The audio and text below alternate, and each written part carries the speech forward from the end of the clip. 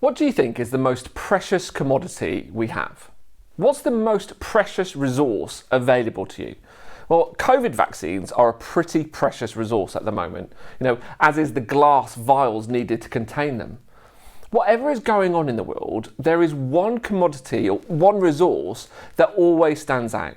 There's one thing that we never seem to have enough of. One thing we want to make sure we use wisely. Well, what is it? Time. In this message, I want to share with you one way in which you can use your time wisely. One way in which you can ensure your time has been well spent. And it's to do with one word that when you hear it, I think you might be tempted to groan and switch off. Now, I'm saying that up front because I know how easy it is to switch off when we're listening to a message digitally. You might be tempted to hit the skip button or close the browser or go off and make a cuppa. Don't. Not for me, for you.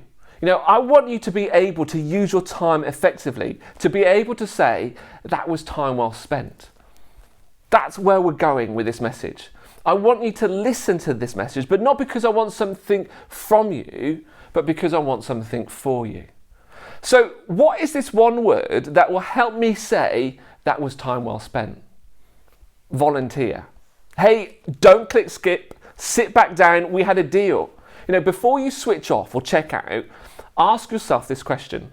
Has your life been impacted by a volunteer? Put your hand up or nod your head if that's true for you. Wherever you are, whatever you're doing as you listen to this message, if your life has been impacted by a volunteer, acknowledge it. I want to tell you about two volunteers who changed my life. Their names are Chris and Mary Moore. See, when I was 16, I started attending a very traditional church. I'd been to this church when I was younger, but I left when it got in the way of football on a Sunday. For whatever reason, one Sunday evening, I found myself back inside this church building.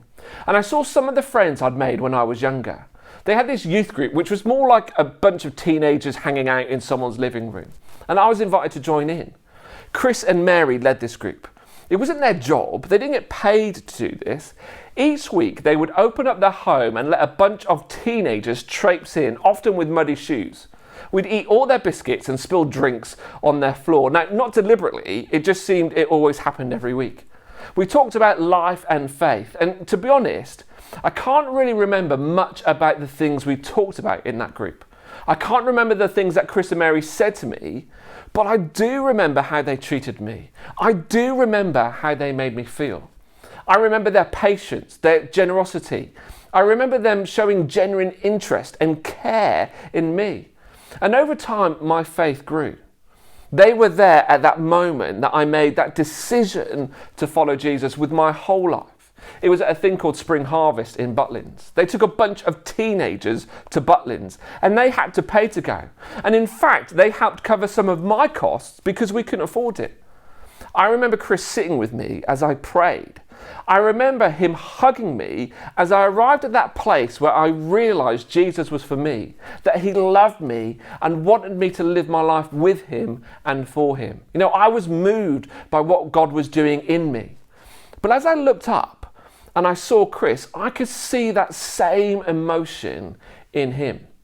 Chris and Mary had invested in me, and they continued to do so. They encouraged me and they supported me as they went off on mission trips. They gave me opportunities to try things out in our youth group, leading some of the sessions and teaching the other young people. Chris and Mary gave a significant amount of their time to that group and a bunch of teenagers who often didn't show their appreciation. At a time of the week when most other adults were getting ready to start another working week, Chris and Mary opened up their home. They gave their time. I wouldn't be where I am or who I am today without people like Chris and Mary. They have impacted my life. My eternity has been changed because of them. Now, I never asked them why they did what they did or if it was worth it. I don't know where they are now, but I'm pretty sure if I was to ask, they would say it was time well spent. And that's not just because of the impact their volunteering has had on people like me, it would be because of the impact it's had on them too. I know this because I've experienced it for myself and I've seen it in countless others. You see, when we volunteer, when we give of ourselves in this way, something happens inside us. God is at work in us and through us. We grow closer to Him. Basically, volunteering is something that has the power to change someone's life, as well as having a massive positive impact on our own. That's why I think it's time well spent. Volunteering is something that God wants for us because it gives us an opportunity to partner with Him in what He's doing. If you're of a certain age, you'll remember singing a song at school about the wise man building his house on the rock. The song is based on something Jesus said. Let's take a closer look at it. Matthew records these words for us at the end of something we call the Sermon on the Mount. From Matthew 5 onwards, we can read this sermon that Jesus gave to a crowd of people. It was on a mountainside in Galilee, and the crowds flocked to hear Jesus speak. You really should read this for yourself in one go. You'll see Jesus speaking into how we should live, how we should relate to others and to God. And Jesus ends this sermon with this parable about wise and foolish builders. Jesus said, "Therefore, everyone who hears these words of mine and puts them into practice is like a wise man who built his house on the rock. The rain came down, the streams rose, and the winds blew and beat against that house. Yet it did not fall, because it had its foundation on the rock. But everyone who hears these words of mine and does not put them into practice is like a foolish man who built his house on sand. The rain came down, the streams rose, and the winds blew and beat against that house, and it fell with a great crash." Chances are you know this parable well. When you volunteer at FBC, as well as other places, you partner with God in what He's doing. You help people create strong foundations upon which their life and their faith can be built. Now, back in March last year, we had a whole bunch of ways, a bunch of people who were doing this. All across FBC, people were picking up shovels and helping to lay the foundation for people to thrive in their faith. But it's been a long time for many of us since we were able to volunteer in this way. We've gotten out of the rhythm and the habit of serving. Perhaps you were volunteering in one area before COVID hit and you're not sure you want to carry on. Perhaps the place you were serving in has lost its edge for you. You were doing it more out of duty than because you were passionate about it. I understand that. I get that. That's why we're holding a volunteer amnesty at FBC. We're saying to all our volunteers that you're off the hook. We don't want you to feel that you have to serve in the same areas you did before. When we get back to doing the things we did before, which we anticipate won't be at least until Easter, we don't want you to feel you have to slot back into where you were doing before. We've cleaned out all the rotas and we're starting again with a blank page, a clean slate. So you're free. But that doesn't mean we don't want you to volunteer. If you're part of FBC, I want you to be part of FBC. I want you to be a central part, an important part. I want you to be able to find your place, your sweet spot. I want you to be able to partner with God and with us in His plans to help people create a firm foundation on which they can build their lives and their faith. I want you to volunteer at FBC, but not because I want you to help us. Our volunteers don't exist to help us do what we do. Volunteers are not there to support the staff in their work. The reason we have paid members of staff is so they can support the volunteers to do the ministry of the church. Now, this is a bit chicken and egg. We need a strong volunteer base in order to do the things we feel God has called us to do. When that isn't in place, the staff team understandably default into focusing on ensuring the work gets done. After all, the people we serve in each of those groups and environments are precious and important. The work of helping them build a solid foundation is crucial. So we roll up our sleeves and we get stuck in. Now, I know we haven't always got this right. I know we can often make it seem that volunteers are there to serve us rather than the other way around. We're working hard to put things in place to change this culture. Our focus as a team is about setting you up to win. It's about supporting and resourcing you to partner with what God is doing to help people build these firm foundations for their lives. It's not uncommon for people to underestimate the extent or the impact they have as volunteers. I'll often hear people saying, well, I'm just on the welcome team, or I just help out in the kids' work. There's no such thing as just when it comes to volunteering. You might think the welcome team just welcomes people as they come to church, but they do so much more. The goal isn't to greet people or smile at people when they come into the building. It's to help people feel they are the most important person you've spoken to that day, because they are. It's to help people feel welcomed, accepted, loved. It's to help people feel that they're in the right place and that they belong. Now, I want you to imagine a friend of yours who you've been inviting to join you at church for some time has finally plucked up the courage to come. Now, of course, this is in a post-pandemic world when we're back gathering again. They're going to give church one shot. Typically, it's a Sunday that you're not able to be at church. What a disaster. What a waste. But what if it doesn't matter that you're not there? Because you know they'll be well looked after. As they walk up to the doors, they're probably feeling a whole bunch of things. What do I do? Where do I go? Will I fit in? If they've got kids with them, they're probably worrying about what to do with their kids. Where do I take them? Will they be safe? They walk through the door with all this stuff going through their head, and a volunteer sees them and smiles. They say hello.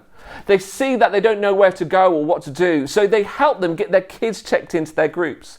They help them get a cup of coffee and they introduce them to someone else. At each step along the way, they're made to feel welcomed and valued. They feel that they're in the right place, that we're expecting them.